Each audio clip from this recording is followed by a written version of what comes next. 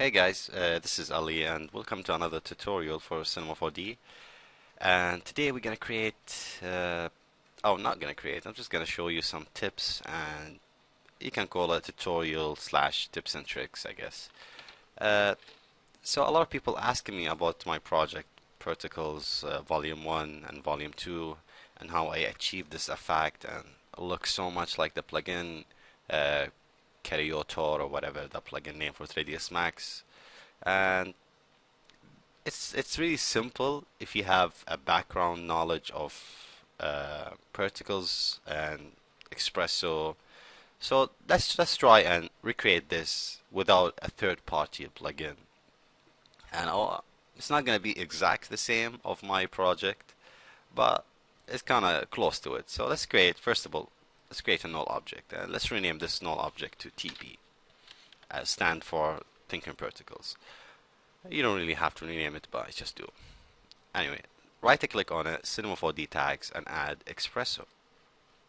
Now right away it's going to open for you a window, which is the xpresso editor, and drag your null object inside the xpresso editor, and let's resize it. Oh my god, seriously. Take forever to freaking resize this.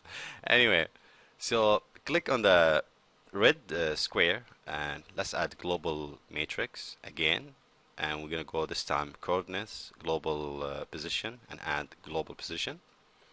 And now basically the null object is the emitter controller. So wherever this emitter is positioned, the null object position, the emitter gonna be stick to it or gonna move along with it. Now we need a particles generator, something to generate for us particles.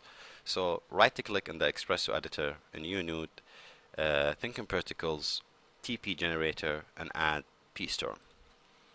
Now I think I covered all of the thinking particles generator before in the past. In my old channel, I did tutorial for bblurb, bborn, bdraw, bfragment, and bemitter waves, which is project virus. And I think one tutorial called Gone, which is I used pfragment, and another one called bborn, which is also Gone Volume 2 tutorial, Gone Volume 2. So I think I covered all of these particles generator in the past. So the first thing we need to do with Pstorm is add another input. The right side or the blue side is the input, and the right side, which is the red side, is output. So as you can see, first thing we're gonna connect the global position to the emitter position, as like this. Click and drag from the circle, click and drag to the other one. And it's gonna create for you this line. And for the global matrix, same thing. Click and drag to the blue square and select align to emitter alignment. And we're gonna get this. So let's position it right. All right. So right away, as you can see, it create for us particles or particles generator, and we can see two particles right there. And if we hit play, here we have our particles. Looks good and everything. Now let me fix my timeline. Make it to 300. All right. Now go to the select the Pstorm, and let's see some of these settings. Let me give you some info about these and what they do and what's the setting of it. Alright, so type, which is type of the emitter. So we have rectangle and circle. That's what we can use. But you can use another object actually to generate particles. So for example, I can use sphere, I can use any of these objects, any model, even model with animation, I can generate from particles, and even when it moves, it generates particles. So you can create some amazing effect with this. So let's just we explain this. Let's go to the birth type. Birth type is how the emitter gonna generate particles for you. We have count, we have rate, we have shot. I never use rate, and I don't know what the heck is rate for. Never tried it, but you can go ahead and give it a try. And actually, let's do this right now. Let's test, It looks same of count for some reason, but I don't know. I might be wrong. So, but what I use for my example is shot, and now as you can see, it just looks the same, right? But if I increase this, say to, if I increase this to 1 million or something, that'll be heavy in editor view. Uh, and let me tell you one thing, guys. Rendering particles is fast, but generating particles in your editor view, which is, this is the editor view, by the way. This is the editor view, and here is the hard part when you're trying to see your particles and how they react. So when someone tell you, oh, add now 1,000, and if you like it, increase it, and you get the same look. You know, it all looks different because you have different number of particles and they will react different. So this is why people think it's very hard to render particles or something. It's really easy. I mean, a quad core can handle millions. 8 core can go to, I don't know, 10,000, 10 million, 15 million, something like this. That could be possible with Cinema 4D, I guess. So let's set this to 100 for now. All right, let's set the shot to 100. As you can see, that looks a lot. Because basically, if I'm not wrong, I think it generates 100 particles pre-frame. I hope I'm not wrong. If I am wrong, please correct me. And we'll ask around some people who have knowledge of thinking particles or xpresso. Alright, so we have 100 particles. Looks awesome. Everything looks good. Now let's talk about the life. Now the life set to 90 frames. So when it goes to 90 frame, the particles that have been, you know, generated from 0 to 90 gonna die, and we're gonna have a different particles after it. This is what life means. So if you want to have the particles stay in your scene endlessly, so make it more than your timeline. So for example, my timeline is 300, so I'm gonna make it double, so 600. So even when I reach 300, my particles still gonna be there. So as you can see now, if I play, see my particles keep going and going and going and going endlessly until I reach 300. End of your timeline, basically. What the heck happened over here? I don't know. And alright, so live variation, it means basically it's like random. You see how random effector gives you random stuff? This is the same thing but for life. So one particle is gonna die at 10. One particle is gonna die between 0 to 600 frame. So one particle is gonna die 10 frame, 50 frame, 30, like this, you know, till 600 frame. And you have the speed, which is the speed of the particles. As you can see now, the speed is set to 100, so this is the speed of it. So if I increase this to 200 and rewind, as you can see now, they're going faster and faster. So this is what speed is. And speed variation, same thing of light variation, different speed for each particles. And size, which is the size of the particles, and you can set it to, I don't know, 100. Rewind again. I'm not really sure if that works or not, but yeah, I think it's the size of the particles. I set it to 10 as default is better. What the heck? You see, that's what I'm saying, man. See, what is this? Let me know if you like this. I love you too. What the heck? Ah, because of my my Skype set the mood I love you. Anyway, so yeah, this is the life of Skype, I guess. Anyway, so back to the size and size variation, same thing. Different particles have different size, and I don't know about XV, and I think it's the angle of the particles set to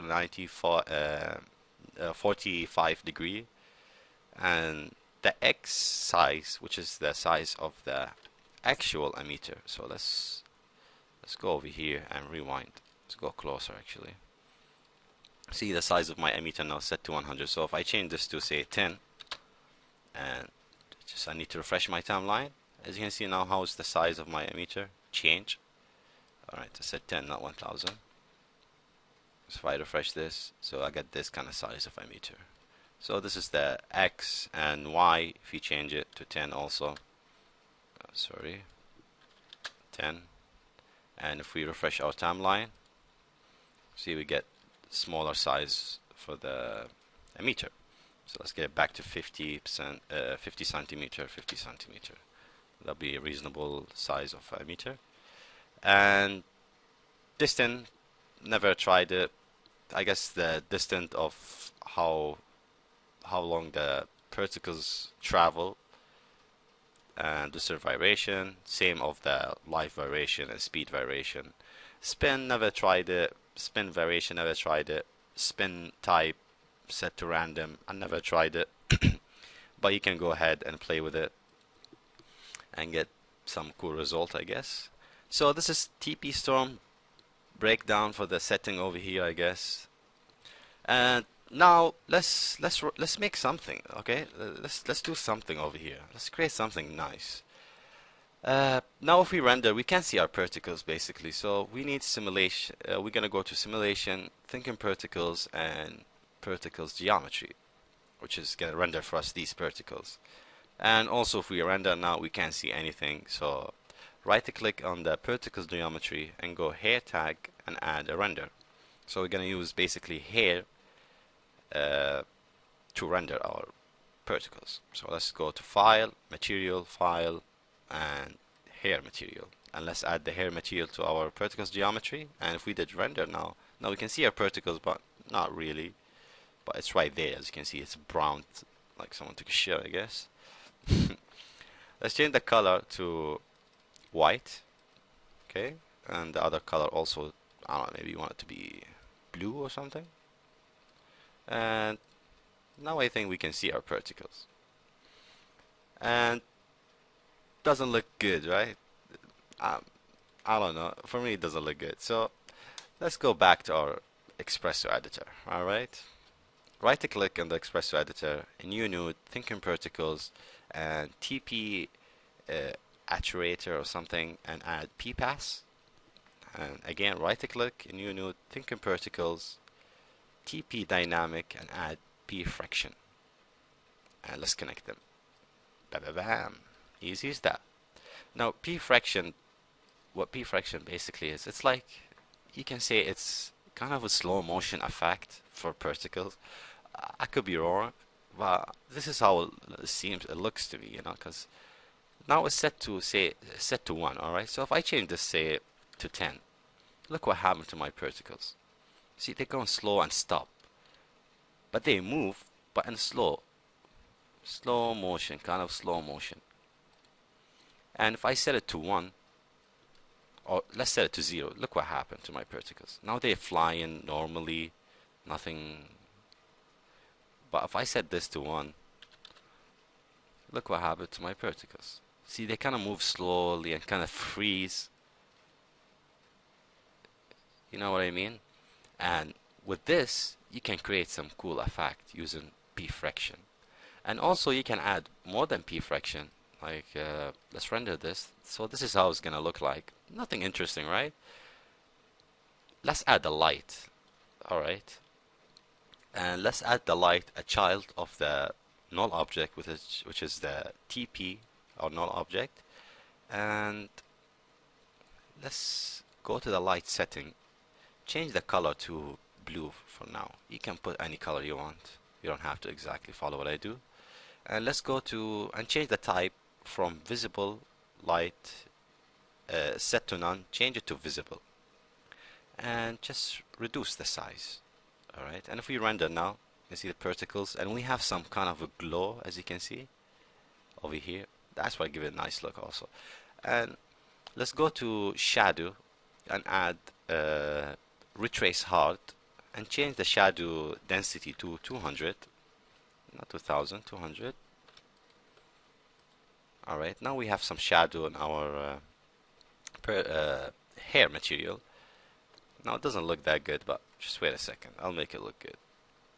And let's go to detail, and in the fall off set to none, change it to inverse square clumped or something, and again reduce the size like so, and do a render. Now only the front part, or where is this fall off set to, only going to be affected by the light, as you can see now. And if we reduce it, make it smaller like this, only the front part gonna be affected with the light, which is exactly what I'm looking for. So now we can basically take the intensity to say 150, and we're gonna have a bright kind of light over here. And now we can add another light. Alright, another light, and we can set it to be here and put a child of the again of the TP null object. And I'll actually delete this light and copy the same light, Control C, Control V, add it over here and just move it to the back. And we can change this color, say to pink, and look what we get. So we can create some nice gradient kind of look, crazy kind of effect. And we can change the visible to none for this one, and we get this kind of look. It's the same, but we don't get this kind of glowy effect. Now let's animate this null object. Alright, let's animate it. So I'm gonna turn off my xpresso. So select the tag and check xpresso, enable, sorry. And let's animate this null object, because it looks static, it doesn't look good. So let's add a keyframe. Let's move it to the right side. Add a keyframe over here and move to frame, say 20, and drag it up like here, for example. Add a keyframe, move to frame 50 or 47, take it to the right, and add a random keyframe. Basically, you don't really need to follow what I do, but go ahead. Just play around, make some cool keyframes, and drag this up here, and move it here, and add a keyframe over there, and let's add some fast movement. Whoop, right over here, move again here, and take it to the right side. Alright, let's rewind and see what the heck we get. Alright, so this is our animation. Doesn't look bad, right? Alright, let's enable the xpresso. Let's rewind and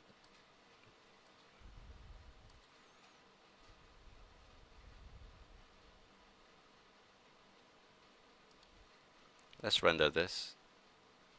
See, because it only sees the particles over here, and where's the light. So we can add another light and just drag it up.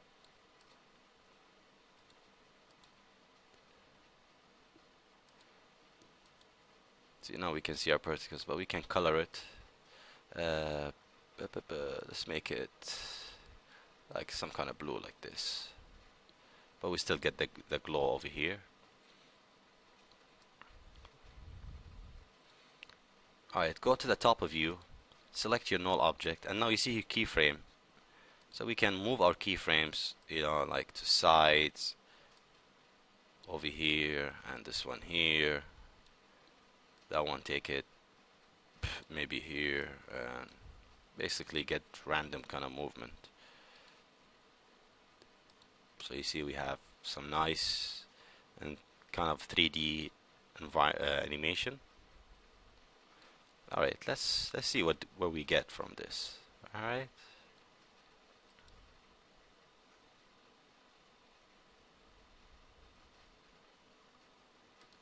Let's render this. Now that looks pretty cool, but you can see there's like gap between these particles.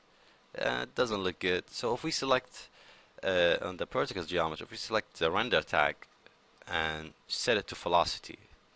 And let's rewind this and play again. Render it now. Now you see our hair is too big. Let's change this to 10, for example. Let's do another render. Now that looks reasonable, but we have this gap over here. Maybe if we added more particles, we'll get some nice, more, you know, without this gap between the particles. That doesn't look bad at all. Let's go to the Pstorm and let's set it to 200, for example. Let's play again.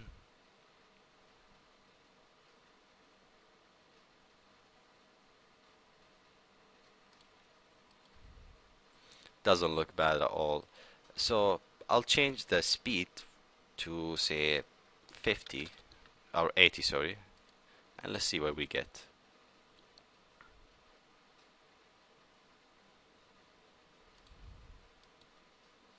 Still we have this gap. Let's take it higher, I guess, 150, and see how this looks like.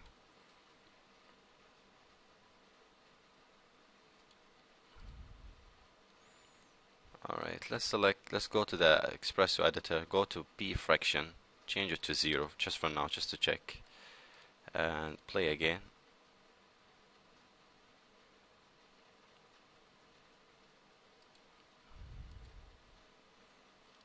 That doesn't look bad at all. I think kind of the gap went smaller.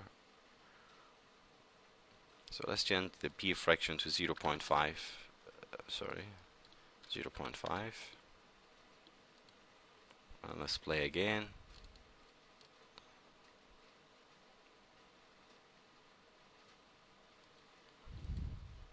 Wow, that looks nice. That looks way better.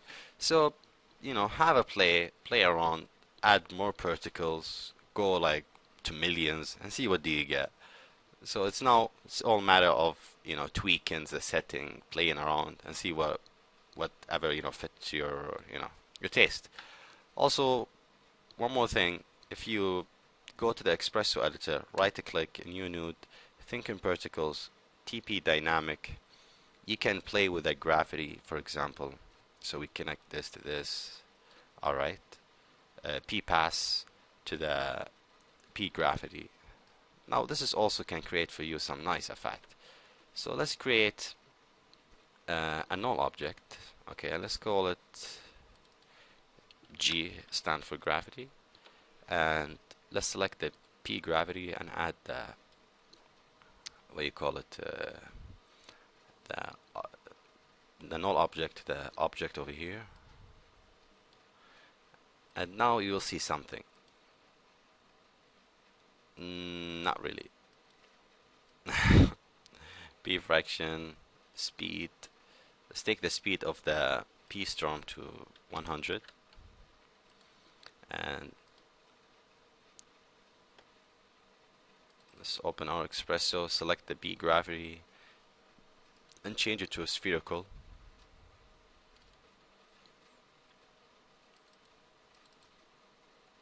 Let's rewind again. Now you see this is my P gravity. Let's take the strength to 200, for example, and let's see what we have over here. You see now all of my particles gonna try and go to this null object, and we can get some crazy effect, as you can see over here. So let me show you another render. Look at this, and let's do another render. Look at that. That looks really good.